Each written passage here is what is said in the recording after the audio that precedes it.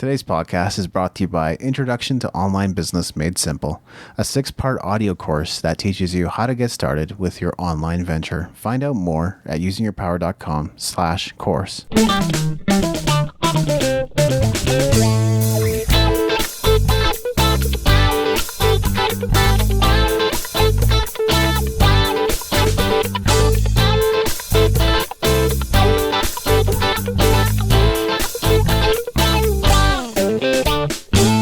Hi, my name is Maveen, and you are listening to Using Your Power. And I'm David Wiebe. How's it going, David? I'm powered up, man. How are you? Awesome. I just wanted to give our starting a little bit of different feel. Why not? Try things out. Exactly. So what are we talking about today? How to become a better problem solver. Hey, there you go. Maybe that's why I did it. Yeah, maybe not. Probably not. All right, man. So why do we bring up this topic today? Well, I think we talked a little bit about outside the box thinking, time and money, how to work around problems. So it's really an extension of those episodes and really to add maybe another layer of icing to the whole thing. Awesome.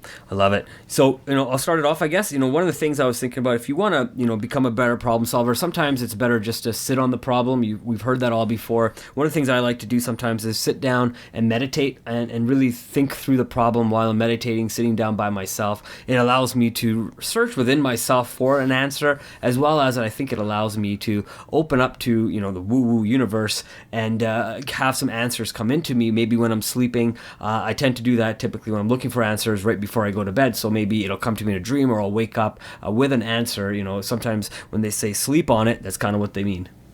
Yeah, I think that's a great suggestion. Just calm down, take a breath, take a moment, try to relieve the tension in your body and in your mind, let it all go, meditate or take a shower or something like that, and just let ideas come to you instead of going with the first thing that came to mind. And that's, I have said this before, but even in movies, we see reflections of this, like people will make up their mind about how to solve a certain problem with the first thing that comes to mind, which is like stripping or killing people or robbing a bank. And I just think it's absolutely insane that we don't consider alternatives before we go and act. My first point is just to brainstorm and make a list of ideas before you do anything else. Get that whiteboard in front of you, or a yellow legal pad if you're using that like I am for my to-do list. Get a piece of paper out, start brainstorming, come up with a list of ideas of how to deal with that situation. I like that idea. You develop as many ideas you think will solve the problem, and then you can really go through each problem, especially if you're looking at business or in real life, right? And say, if you're dealing with, let's say, for example, overweightness, right? So you can say, okay, what am I doing wrong? Let's look at all the things that will help me lose weight. So, maybe diet, exercise. You start listing all the things, and maybe it's something that psychologically, that's the reason maybe you can't lose weight, right? So you can start looking at all those things and say, okay, I can definitely clean up my diet. I'll do this. I'll make myself a meal plan. Maybe I need to exercise. Okay, next problem. Okay, maybe I'm not running or walking at all. I'm sitting down 8 hours a day. Okay, I need to get up maybe 15, 20, 30 minutes a day. Start there. And if you're, for example, someone told you you're fat and you're always going to be fat and it's a psychological thing, maybe you need to go talk to somebody and so you can help work through those problems. But you have a great point, right, David? Write it all down and then figure out if your solutions will actually solve your problems. If not, move on to the next one. Exactly. What's your next point, Matt? Oh, great. I kind of lost track of my turn. One of the things I say, sometimes when you're, writing all these ideas down is, try one of the ideas, see what happens. I've said this in many different episodes. I think this technique really works very well. Try it. And if it doesn't work, you'll fail. Absolutely. We get it. And then adjust it. Try something a little different, maybe tweak it, figure out why it didn't work, and then try it again.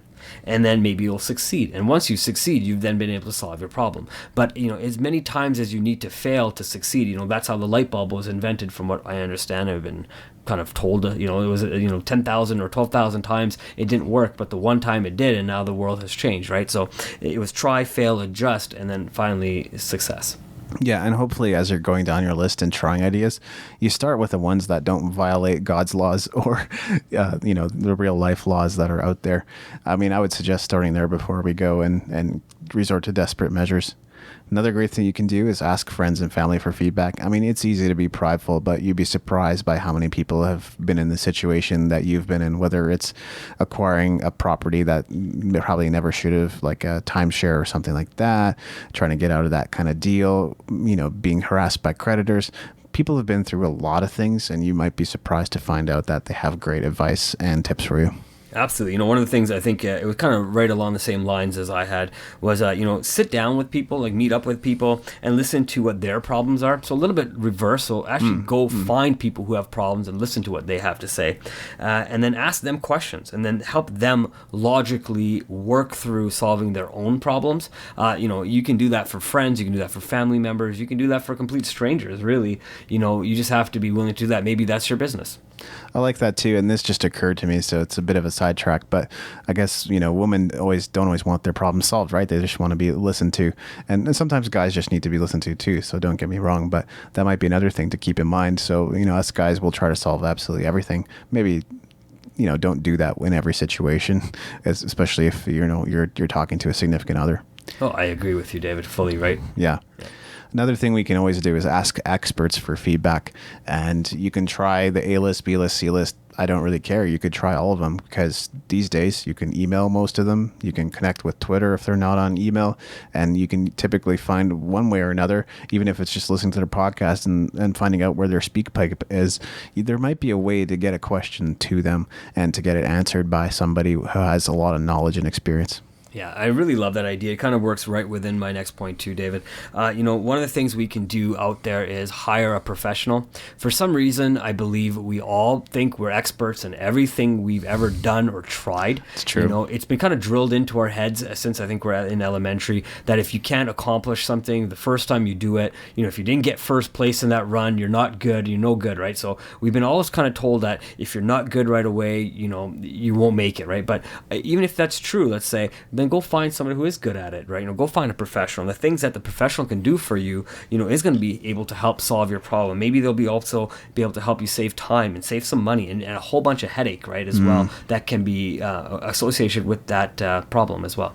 Yeah, coaches, teachers, mentors, professors, you can definitely connect with a lot of different people that might be able to help you in that way. You can also, use Google or whatever else to research what others in your situation have done in the past. And you may find that, whatever you're struggling with or whatever you're dealing with right now is not as big of a deal as you thought it was as you begin to talk to other people. I know I've heard family members say this before. Oh, bankruptcy is not the worst thing in the world that you can do.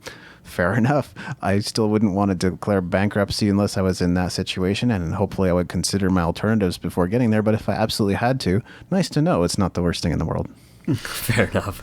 Yeah, I don't know what to say to that. I know my parents had to do that. Oh man! When we used to live in Montreal, but I mean, it is what they had to do. And again, it was a business, not personal, so it was a little different again, right? So, but they had to do it because again, the economy, right, wasn't anything to do with themselves, right? Their business had been hit by two separate recessions, right? I know right now in Alberta, worldwide as well, we're in a kind of a recession, is what we've been told, and we can see that bankruptcies have gone up since then as well, right? And again, I think people have found ways to solve that bankruptcy problem.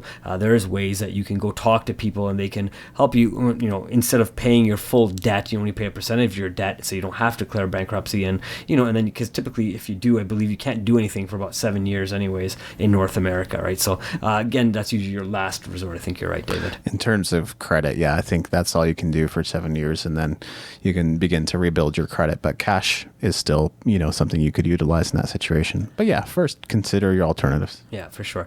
One of the things I was thinking about was, when you said Google earlier, David, one of the things that we do is we do definitely just go out there and Google everything, right? And the nice thing about Google or Bing or whatever platform that you're using for your search engine is there's tons of blogs out there and there's tons of podcasts out there, and there's lots of different articles that you can read or different podcasts that you can listen to that can help you solve your problem, that are written by people who are, authoritative in that industry or in that problem-solving, solution-based,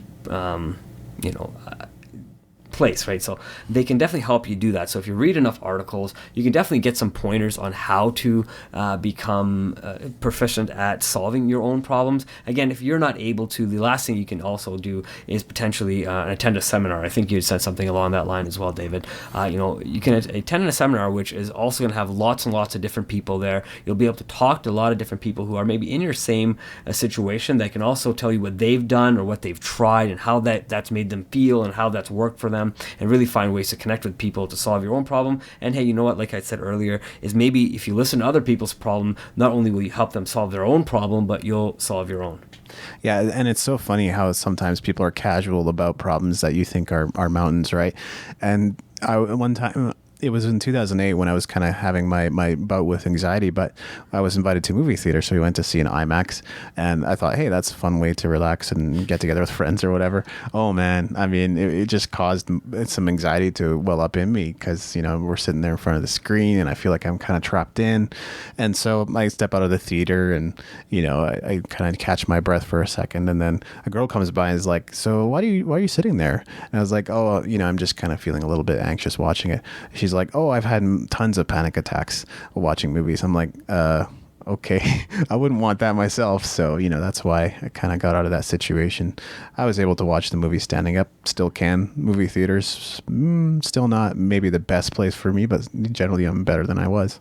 Right on. And, back in 2008, this was almost 10 years ago, but if you had known what you know today back then, you would have probably asked her a few more questions. You said, how do you deal with your panic attacks, and how are you able to sit through movies and all these things? So, I mean, it was a great thing. Once you have that knowledge behind you, I know, David, now you would absolutely, find that person, ask that person those questions. But before, of course, maybe not focusing on it 10 years ago, right? So, absolutely.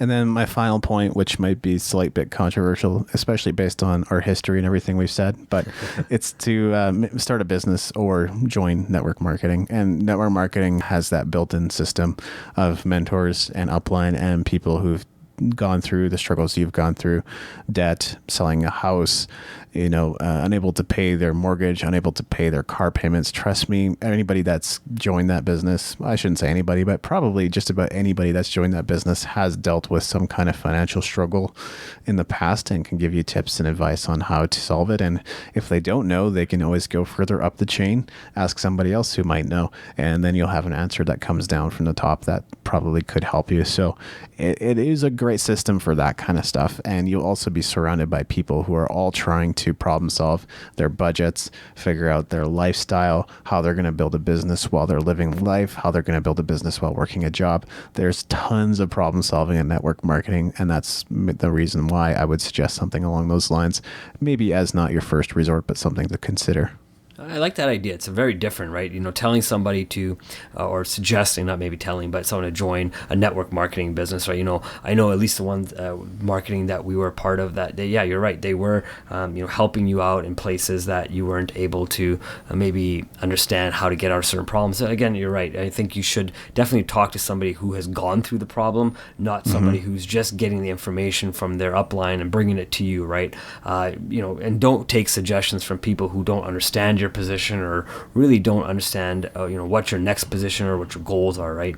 If you're going to problem solve with somebody who really has a vested interest in what happens to you, and I know joining some sort of network marketing business is going to allow you to have that, because whoever's your upline, they do have a vested interest in your success, as though we are told, right? I know there's certain things that we've seen that it seemed like they did but they didn't, but I mean, that's different groups have different leaders, so definitely find the leader in your group that you best connect to, and then join that network marketing group, and then get those help from there. And then you're also able to build a business on the side, like you were saying, David, which can be an additional great thing. Unless business is what's stressing you out, or people are what's stressing you out, then maybe that may not be the best idea. But some really good points there, David. Well, no, those are some fantastic things and caveats to keep in mind. Did you have any other points? I have no more points on what you should do to become a better problem solver. But I think talking to people, generally, friends, family, having open discussions, be open to discussing what your problems are with people. More and more, I think people are just holding things inside and they don't really tell people how they feel or what's bothering them, or how they're being they're going to lose their job and they're not sure how they're going to get by. If you just talk to people and openly and let them solve your problems or help you talk let you talk so you can solve your own problems. I know you're saying that about men for sure, right? We're hardwired to want to solve everybody's problems, right? I know sometimes I do that with all my friends. I just kind of say, I hear something, say, oh, you should just do this, man. It'll be done, right? And as a guy, it's so easy because we're just listening and saying, hey, I know the answer. This is what I would do, so why don't you do it, right? Yeah. And it's worked for me, but you don't know their full situation. And definitely for women, don't try to give any problem-solving advice unless you're asked, right? You're right, David. 100%. A lot of women. I know when I was reading the book, Men Are From Mars, Women Are From Venus. That's the one thing that's said in that book too, right? Is women just want to be listened to, and they really want to know that they can just get things out of their chest, and they'll problem solve themselves, or they'll come ask you. So great point, David. Yeah, and I think you'll get better with practice too. Like if you're walking this path of entrepreneurship, there just comes a point where you say, get to the point, and you want others to get to the point, and then you begin to request that of yourself too. I should get to the point when I'm talking to others. And yeah, I mean, there's time and place for long drawn out webinars that are really boring, that talk nothing about talk nothing about the product, but just talk about the author of it. I'm not going to tell you what to do or what not to do, but I think you get to that point where you are more forthcoming in your feelings and what your thoughts are. And I think that's a good place to be. Yeah, for sure, David. Sorry, I didn't mean to cut you off there, but I just thought of one other point that when you were saying that, one of the other things that can solve your problem sometime is just go out there and get started. I think so many times we don't start because we feel we have to have all our ducks in a row.